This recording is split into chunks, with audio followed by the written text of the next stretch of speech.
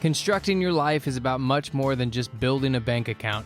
Each week, join real estate entrepreneur and mindset coach Austin Linney as he interviews guests who are constructing their dream lives and impacting the world around them on a daily basis. If you're an entrepreneur or wanting to start a business, or you just want to hear motivating stories of how others have overcome the odds, you are in the right place. And now for your host, Austin Linney. Perfect. What I don't get as excited when you start a business, right? Like I remember the day, Zoom, we're so used to it these days, right? But yeah. I remember in one day, I was on a call in Ireland, Thailand, Spain, New York, Texas, Colorado in one day. And you really life, what I talk about all the time is like, what's funny about life? Like high gas prices, right? We bitch about high gas prices and they lose their mind. And then 2 weeks later, nobody talks about it. Like that's technology. Like, dude, it's like, yeah. You're not even excited about the ridiculousness of it until you actually like look at it on a context. That for sure. You get used to it. It's the phenomenon. Did you know that if you pay attention to your nose, you see it, right? Like I'm looking at you right now, but if I just think about my nose, I can sort of see it. But if I don't think about it, I don't see it anymore, right? My brain erased that information because you don't need it. Well, so everything that is new and everybody is excited about all the trends, that you see on social media, right? Everybody get excited. The little subtitles with the emojis that go super fast and the cropping that goes bang, bang, bang, bang. Now we don't see it anymore. Like everybody does it, but we don't appreciate it anymore. What actually got me sober and got me to lose weight? This is a true story. This sounds so asinine to say, but it's serious. I don't think I saw myself in the mirror for almost 12 years. I really don't. Oh, wow. I don't think I actually stopped and looked at myself in a mirror until I went to the lake, until I saw a picture of myself and went to a wedding and saw the wedding pictures. And I was like, who's that? Holy fuck. Like you gained a lot of weight. And it's crazy. Think about how many times we're living our life, but we're not truly seeing ourselves. Oh, for sure. And we're so projected always into the future. And we almost I think there's almost a stigma of never look back. Don't have regrets, never look back. But no. Just look back once in a while to see how far you're coming. How far? Look at just you 5 years ago, 10 years ago, 15 years ago, 20 years ago. It's crazy. You need to give yourself compassion for that, right? Because if you get to a point where you can be goal-oriented and look towards the future, it's because you did a bunch of shit in your past that led you to that moment that you're able to make some space inside you to have a goal, right? So it's important to look back once in a while. So anybody that's listening to this podcast, we haven't introduced anybody. We haven't gone. I don't know where Marc's going to start this. It doesn't matter. But if you're with us, this is the true definition of no defined direction on the podcast. Yeah. I have another friend like this, Ryan Sprague. We only talk about where we are in the moment, and whatever comes up, then we talk about it. It's an amazing conversation, right? And to have you on, to have myself on, we have many early morning talks here in Spain. I'm here through WhatsApp. Sometimes we don't realize that as much as our business changes and our skill sets, we change within inside that business, right? One of my favorite quotes from Alex Ramosi is nothing works harder on you, or you don't, your business works more on you than you work on it. Yes. Because anyway, identity is a very fluid concept. Huh? You know what I realized recently with everything that is happening in my professional and personal life? I realized one thing is so I'm the father of twins. I have twins. They're 10 years old. I have my wife and all, I have a little family. And even if I was showing up to work, it doesn't matter if it was for someone else or for one of my businesses, I was never doing it for them. I was doing it for myself. Yeah. I realized that my whole life. I got to close to 40 years old. And honestly, I never neglected my children. Please, you can ask them. Never neglected them. always took good care of my family. Always, I was always present to the best of my capabilities, of course, and my limitation. But I never did anything for them. I did everything for me, myself, and I for reaching my goals and achieving my dreams, and I did, right? But now I got to a point where I want to do shit for them now. Like I found my sense of purpose again. And now I'm like, oh, wait a minute. There's goals now that I can put in place. But I was really not goal oriented before, right? But now I see how goals could help me navigate with this. Let's say to this deeper purpose of like doing things for your family, which is a totally new concept for me, because most of the people that show up on the podcast, they all do everything for their family, right? My children is my why. My children is my why. My family is my why. That's bullshit. That's bullshit. And in the minute that I can get anybody to admit to this, that there is a selfish need for them to want the glory, the grace, the legacy, whatever, is the moment that they can let go down of the shame of wanting what they want. Yes. Right? And here's what's crazy, right? And when we admit what we want, then we create our own silo for what we need, and then our needs aren't separated. And what I mean, I'll give you the easiest tactical advice I can get from high-level entrepreneurs. They schedule the time they're going to spend with their kids on their schedule, all right? So they're not spending the week worried about where they're going to put it in. They're not beating themselves up for where they're going to put it in. And then the kid, in turn, knows when he's going to get to hang out with dad. He's not wondering either. So now you remove all the friction in it, and now it's become something that you look forward to instead of something you try to put in your schedule. Yeah, absolutely. And also I think it's important though, because I'm lucky enough that I've achieved my dream. You know, I was lucky enough to dream early on in my life that I wanted to become a Cirque du Soleil performer. For those who don't know me, I'm a retired Cirque du Soleil performer, artistic consultant. I'm the podcast producer of this podcast and many other mindset real estate podcasts, right? And I think what's happening is you need to achieve those goals, because I was lucky enough to have a dream to work for Cirque du Soleil, and I did it, and I performed 4,000 shows with Cirque du Soleil, and I went all the way. I sacrificed a bunch of shit. I sacrificed basically my life in Quebec, because I moved out of Quebec more than 15 years ago, right? I sacrificed my life with my family, my relationship with my brothers, sisters, by being further apart, right? But then I achieved this goal, right? And now I feel for the first time, there's room for something else. There's room for doing things for my kids and making it happen for my kids, for their legacy, not just their financial legacy, but the knowledge I have that I put into them. You know, it's such a massive wake-up call. I might be late to be awakened to those things, all, but late is a ridiculous concept, okay? And that doesn't mean anything. But my question to you as a father, because I am not one, okay? How do you balance giving them what they need to be successful with allowing them to fail for themselves as well too? What do I do to allow them to fail? Because you've done a lot of personal development. You've created space where you listen to a lot of podcasts, you've had coaching, you've done things, right? And you can give them the short answer, but if you give them the short answer, they might not become. Yes. Micro failures are really important. When I mean by micro failure, I mean, hey, this little paper that you threw and didn't make it to the trash can that fell just next to it. Now you're going to stand up and pick it up. You know, you were aiming at throwing this little paper. It didn't fall where you planned. There's a mistake. You pick it up, you put it in the trash, you know? And I think that's how you transmit the sense of responsibility to children. I think it's on a very, very small scale to put them in front of their smallest failure. Because anyway, hey, at 5, 6, 7, 10 years old, what type of failure can you do? Not making your bed in the morning, letting your room being a mess. You know what I mean? Like there's no big deal, right?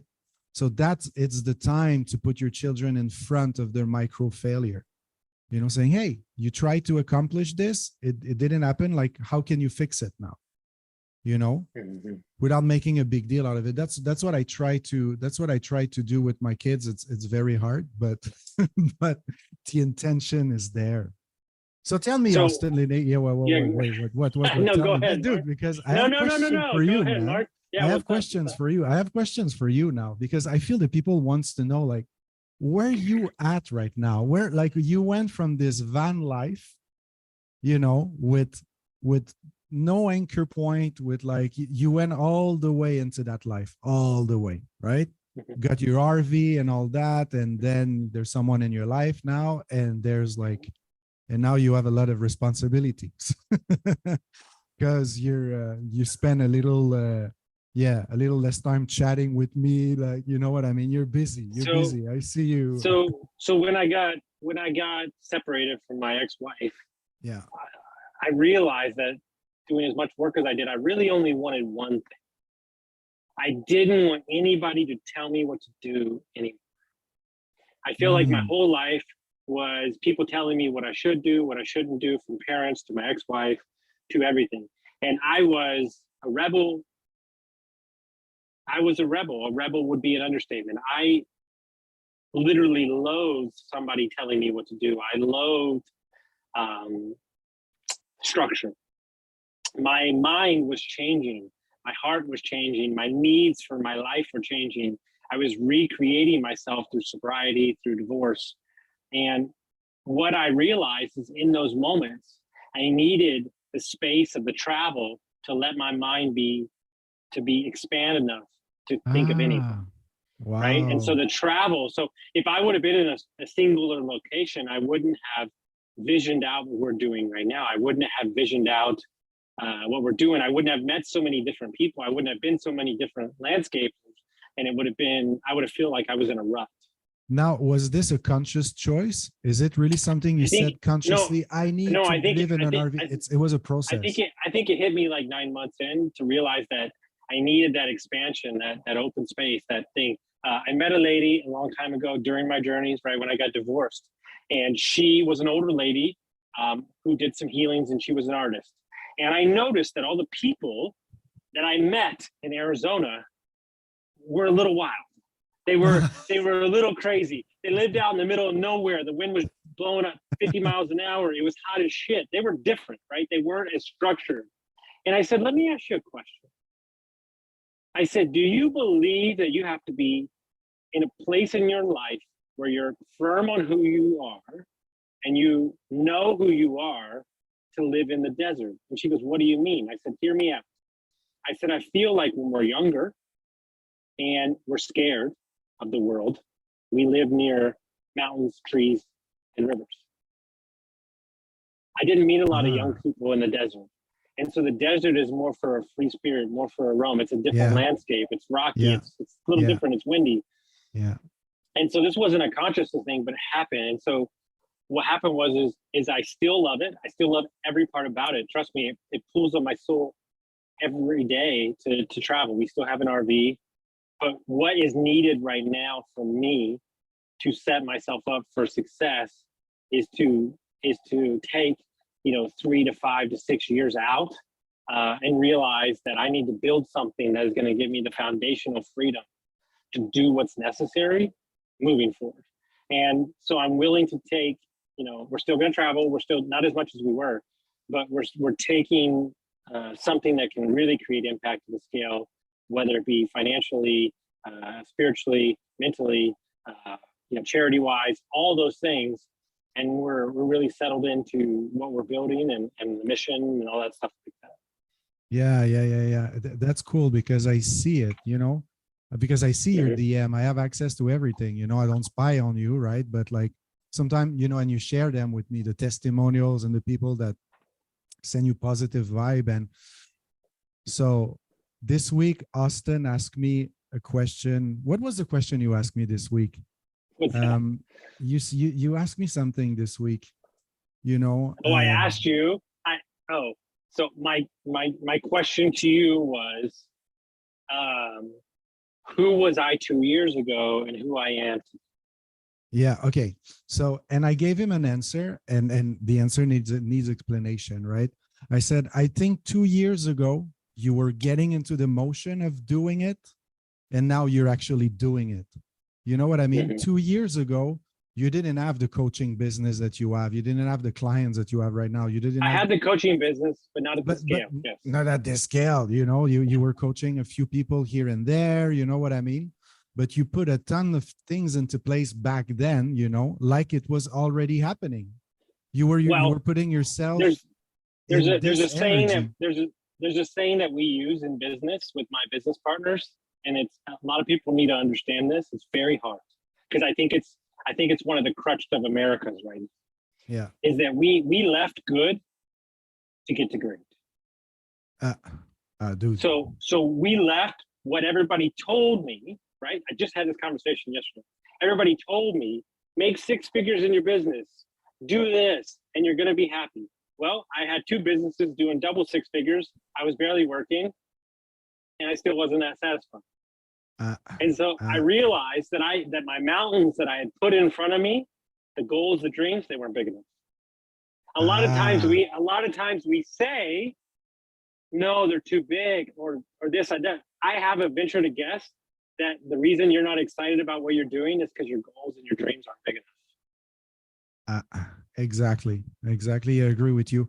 All my life, I started dreaming to work for Cirque du Soleil when I was 9 years old, and I got my first gig with Cirque du Soleil at 24, I think, right? And when I got to Cirque du Soleil, I was like, wow, I'm on the biggest show on the planet. My face is everywhere in Vegas. You know, if you just hear the podcast, you don't see, but that's me right there on the poster, right? Go to Vegas, they still use my image for the marketing and all. And I was like, whoa, I made it. But something was missing. There was a little something that I couldn't quite I couldn't understand, but I was missing something. And after like more than 4,000 shows, I put my finger on it is I was an entrepreneur. I'm a business guy, and I don't have the employee mindset.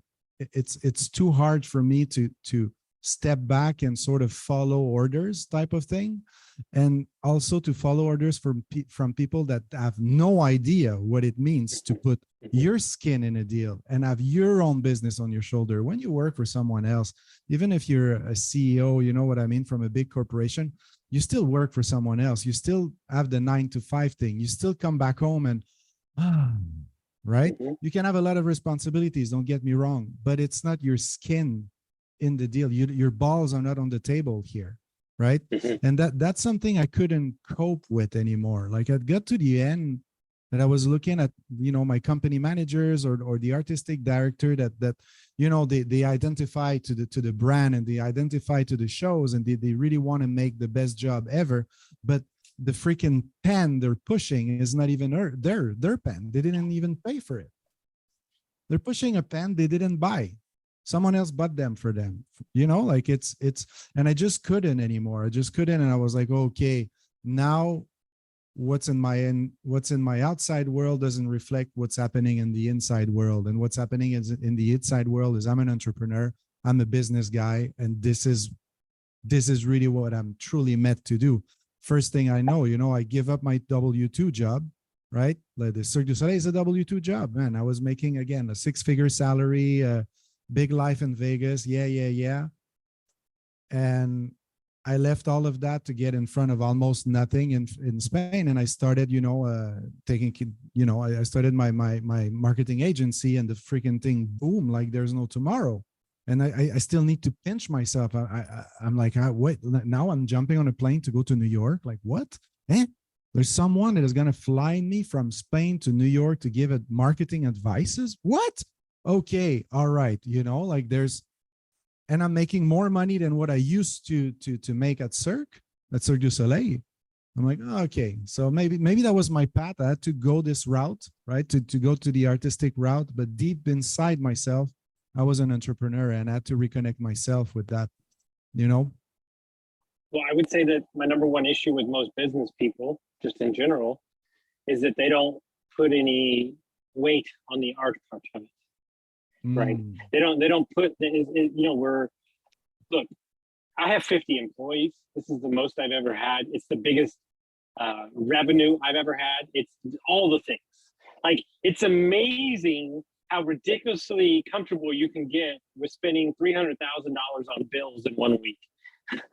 It's amazing how comfortable you can get $100,000 check from a job and not even flinch. We need more.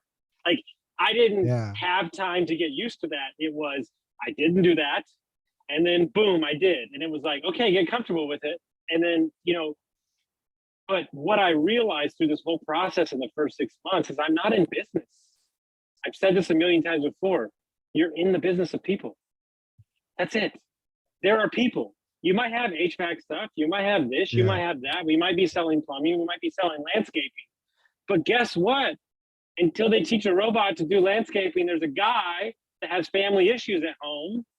You know what's crazy? I did this the other day. I posted on Twitter. It's the most important thing I've ever posted, and nobody will get it. Do you know that my entire job as a CEO and owner come down to 225 minutes a week? Did you know that? I'll explain to you how. Being at the office from 6:45 to 7:30, Monday through Friday, meeting with my team in the morning before they head out for the day, asking them how they're doing, checking on their family, supporting them, shaking their hands, smiling, seeing if they have any problems. Those 225 hours, if I miss those, I might as well not show up as a CEO. Everything that is happening between the meetings, between the task, between oh yeah, I'm with you on that for sure. Absolutely. And until I can recreate the culture that I live and breathe by, that's multiplied in people, I have to be the one to stir the straw. Wow. And this is how you get your team inspired, because the more question you ask, the more interested you get to them, genuinely interested. I'm gonna tell you a story. Second week I was there. One of the guys that didn't have a great father. So one of the guys that get there, one of the guys that I brought back that used to work there, that didn't have a huge father presence in his life, hasn't had the greatest of life, been, whatever you want to call it, right? Not treated as well. He's a hard worker. He's great. He works his ass off, but he's a little rigid. They don't know me from anybody. I just moved here. His grandfather passed away. And I went up to him and I said, hey man, I respect that you're here today, but you don't need to be. And he said, no, I want to be here. I want to be distracted. I said, well, if you need anything, let me know. And he reached over and he gave me the biggest hug I've ever got. This is from not a guy that you would think would hug people. Let's just put it that way. Yeah. And I felt that hug and I said, this is leadership right here. Like this moment. For sure. And you have that skill. Yeah. Like this time, like I realized like all the business stuff I've been cramming my brain with didn't mean jack shit to this moment right here. That buy-in, right? Yeah, absolutely. And this is you're a natural at that. You have charisma, but also you inspire a sense of respect. The other day we were talking about my business and my life and all that, and you say, okay, Mark, write down what's the plan for the next 6 months and blah blah blah blah. And in my head I was like, oh shit, Austin Linney, like he asked me to do the, like, oh shit, and I really did it like I was a student, you know what I mean? Like my teacher asked me to do something. I was like, fuck, I better get this done. And then this is when I wrote you, I say, go fuck yourself. Usually when I write you with deep shit, it starts with, dear Mr. Linney, go fuck yourself. And that was the I lost my sense of purpose, man.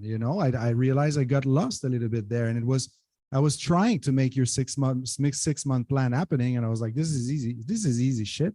It's okay, I'm gonna do it, but it's not meaningful, Like, I was like, oh, okay, this is where Austin wanted to bring me, making sure, see, the service that I sell is extremely hard to market and package, okay?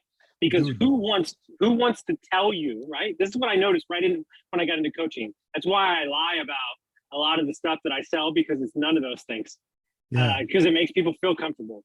If I'm going to tell you that your wife's going to be happy, and here's the truth. I got one rule. It's my new rule. I live by it. I started it 2 years ago. When the wife of my client are the employees of my client message me on the side and say, whatever you're doing, keep doing it. I know I hit my spot. Oh, wow. Yeah. So the employees' wives text me and they go, I used to have to shake my husband out of bed. Now he's up at 5 a.m. every morning, whistling, ready to go to work. He has purpose. He has drive. Wow. That's when you know that you're radiating into the home. That's when you've created something special. Wow. Wow. Wow. Powerful. Powerful. And I'm with and then you. you realize, think yeah. about that 50 families.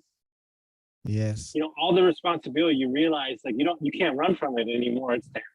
Yeah. Listen, this is something. My dad is a businessman, you know, successful, but not crazy. He's not a billionaire or anything like that. You know, he had businesses in Quebec, and we were raised in the world of business. I was raised since I have a diaper on, I talk about business.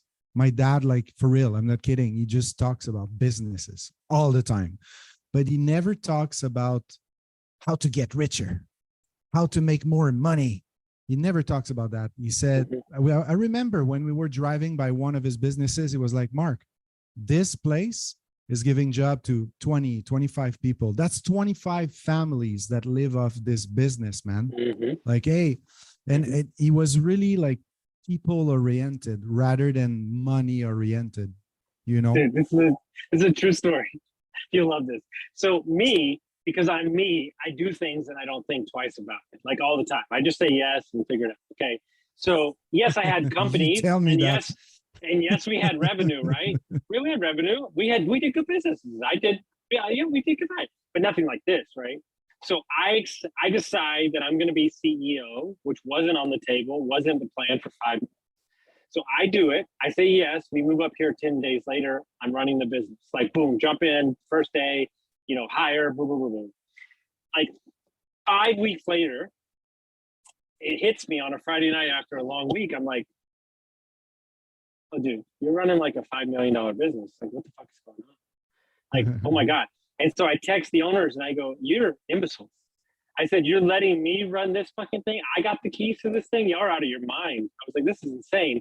And the next thing I did was pick up my phone to my dad. And I called my dad. I said, Dad, you ran one of these for 48 years, your own business? I said, you're out of your fucking mind. I was like, I have so much respect for you. I said, for the rest of my life, God bless you. And I understand. Like, you don't, until you get inside, you don't realize. Exactly. Man. You never know what it is to manage a business until you're a business owner. You can read all the books, listen to all the podcasts, but until you have employees coming in your office and complaining about ridiculous shit sometimes, you know, like, you don't know what it is, because the employees always have a better way to see things and would do the things so differently. I know, but because they don't I realize, did. Exactly, we all employee. did. Yeah. And they don't realize that the more responsibility you have, more decision you need to make every single day.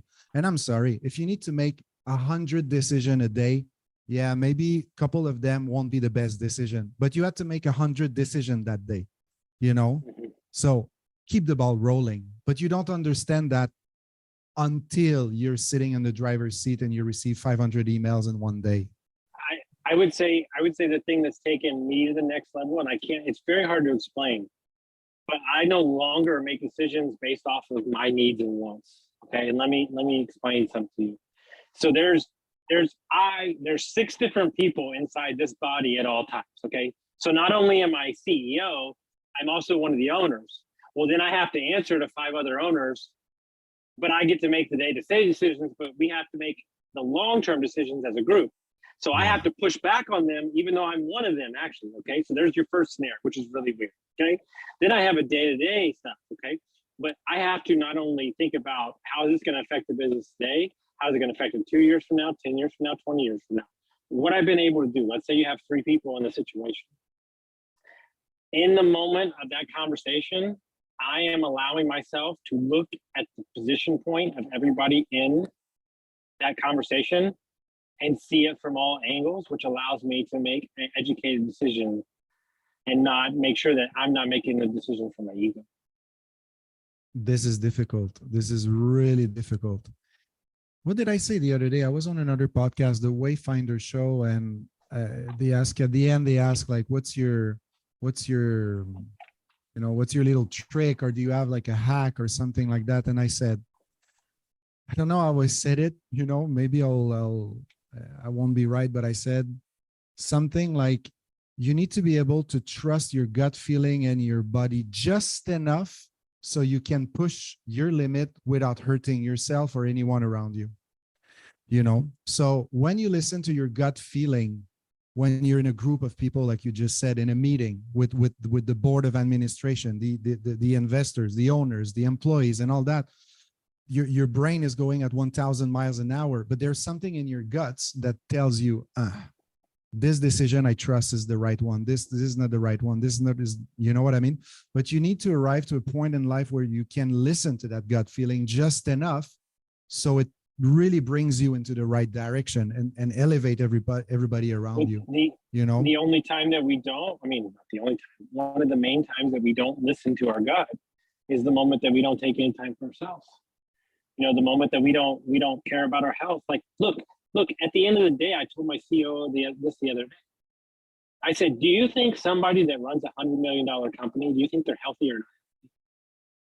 I know that some of them might not be, but I would say a majority of them take care of themselves. They work out and everything. I said, so that needs to be our focus, because this ship doesn't drive if you and I aren't at peak health condition.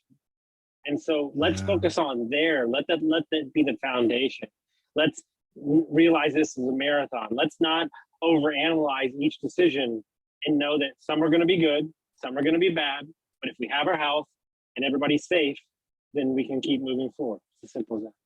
Yeah, absolutely. Absolutely. The gut feeling is so important in business, man. It's so important, and people just forget about it because they think it's hippie shit. But the amount of business people I know that did a deal with someone and it didn't go well, and they tell me, I knew it. That was in your guts, man. Your guts were speaking to you. They were saying, don't do business with that guy. He's a crook. Don't do business with that guy. He's not honest. Don't do business with that guy. But you didn't listen to that gut feeling. You did the deal. You lost money. You didn't listen to yourself. And yeah, you're right. The only way you can truly listen to yourself is by taking care of yourself. And that's the hardest part, because it's not, for example, meditation is something that will help you listening to your gut feeling. But this is a discipline in itself. You know what I mean? To meditate every single day of your life. Good day, bad day. Super easy to meditate when you're anxious. That's easy. Anyone can do that. But can you meditate when you're really, really, truly, fully happy? Mm-hmm. Not a lot of people do that because not a lot of people. I'm high on fun. I'm not going to meditate. No, a lot of people don't want coaching when they're feeling great. Exactly. Absolutely. Which I can respect in some context. But to be honest with you, when you're at that high state, it also allows you to look back clear as well too. Yeah, for sure. But I'm with you, man, on life coaching. I wanted to say that. I want to go back earlier in the conversation. It's hard to monetize your services as a life coach. Like, this is like, I'm a certified life coach, and I never ever monetize that ever, because I was never like, I don't know what type of price I would put on my services. Like, how do you, like, you can say one sentence to someone and that will unleash a beast. Dude, that will make $500 million a year. You ready for this?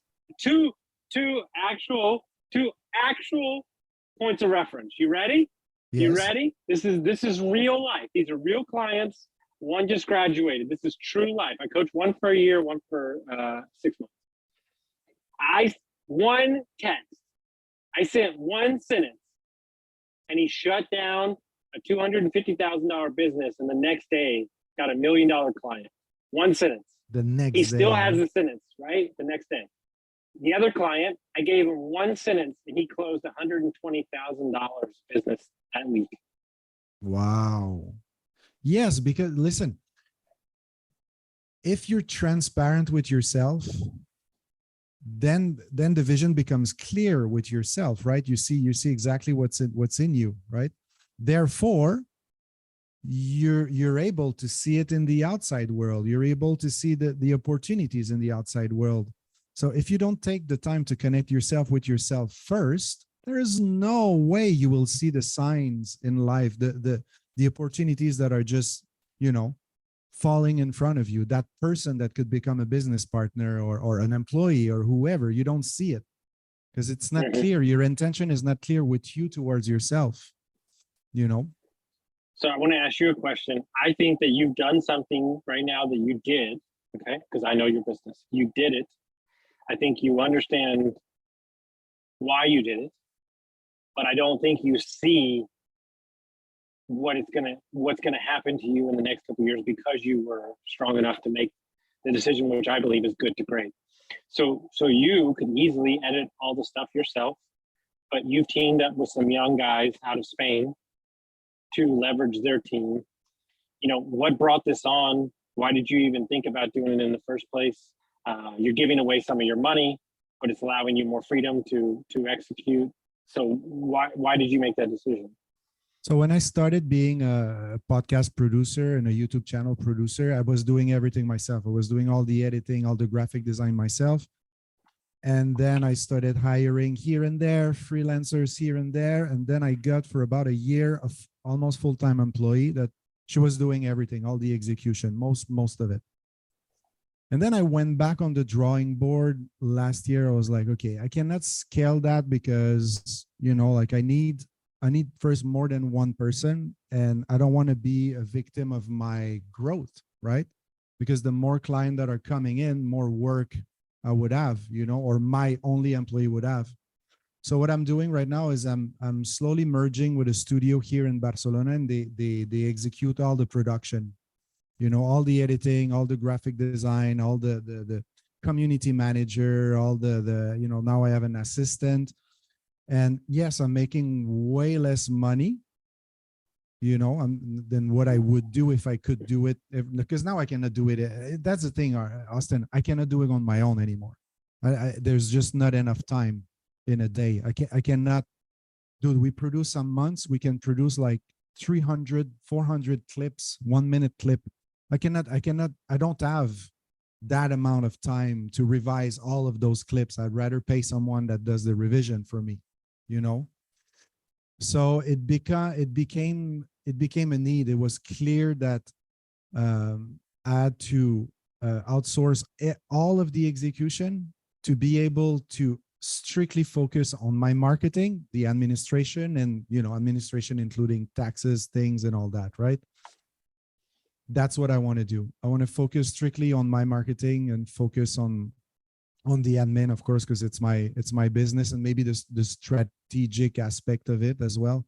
So that's why I merged with Well Studio here in But how do you allow yourself? How do you allow your mind and your heart to be calm enough to understand there's a bigger vision and not be solely focused on the money that you're losing? I never focus on the money that I'm losing, ever. To me, it's not money lost. If I pay someone, it's not money lost. It's an opportunity I give to someone. You know what I mean? So I don't see employees as an expense. Rather, I see it as an investment in my business because they get better. And here's the thing: I'm a real estate podcast producer, real estate marketer. So that means my designers need to be familiar with the vocabulary. They need to learn about that very specific niche, you know?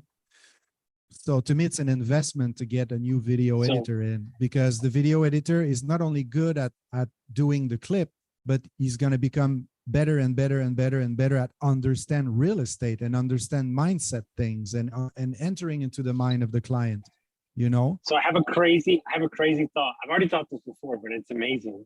If you are, this sounds so asinine, but think about the greatest hack to education and knowledge ever in your life. Ready for it? Dropping it right now. Okay, if you are a young guy and you're 18 years old, you edit podcasts for 5 years, multiple podcasts of high-level achievers, and you will have access to free information for 5 years of all the knowledge that you need, and you can go out and crush everything in your life. Dude, you know what I realized like 2-3 weeks ago, you know, I was like, I took a look because I have huge data sheets, man, of potential guests to go on real estate podcasts. That's one of the reasons why my client go with me, because I have like those massive amount of data of potential investors and things like that, because I've been paying people to, do data scrubbing and get data, right? And I was looking at those lists of emails and folks and things, and I was like, fuck, man. Like I have access to all those brokers.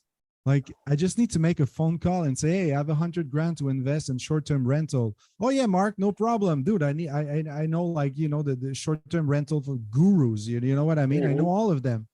I can, if I want to invest in Ohio and whatever, I know the influencers in Ohio. I know them. I know because they show up on my podcast all the time. It's crazy, but it's after a couple of years that I realize now the value of it and the knowledge that you gain by surrounding yourself that Dude, are. my favorite feedback I've ever got from anybody in the top 10 is when your new producer was like, this guy, I like this guy. He's got some shit to say. He's going places like that. Somebody that listens to my podcast every day religiously because it's their job, to know that she's getting value out of it is a confirmation for me. That's for sure. And even for me, sometimes I could automate every single of your posts, right? But in certain time, for example, I did something extremely stupid last year. So I went to direct a big project in France. It went south. It was crazy. Oh my God. Worst project I've ever directed. When everything goes south on the production side of things, I was the artistic director, but the production side of things was a mess. I was burnt out, working fucking 20 hours a day. But during that time, those 2 months of hell, I was still manually posting your clips. Why? Because of me, because I needed a reminder to stay on the right track, and I needed to force myself. Okay, it's like one. Okay, so it's 1 here in Europe, so that means it's 7 o'clock in New York. So it's time to post. It was a discipline. Here's what's great is I don't think that you need the knowledge. Like, perfect example. Like, I know a lot about business, and we're doing a lot, and you're learning this. It's not that I need to read every day. It's not that I need to listen to podcasts every day. It's not that I need to listen to books every day. But even if I'm not catching everything, I'd rather have that positive stuff going in my head than negative. And so like just having a kind of diet of consistency of like positive and optimistic knowledge, you might not catch everything or you might not see everything you're reading in a book, but you're creating a habit of that I'm seeking out, frameworks of knowledge. Yeah. And this is where you need to be careful with your scrolling habits. You need to be careful with what you're consuming on social media, because the algorithm understand what you want, right? And give you what they think is what you need, So if you spend the whole day looking at videos of chicks and little puppies and fail compilation 2013, right? Well, the algorithm thinks this is what you need. So it gives you more of that because you stay on the platform. Whereas if you intentionally consume motivational content, then the algorithms start to understand that and will suggest that type of content to you.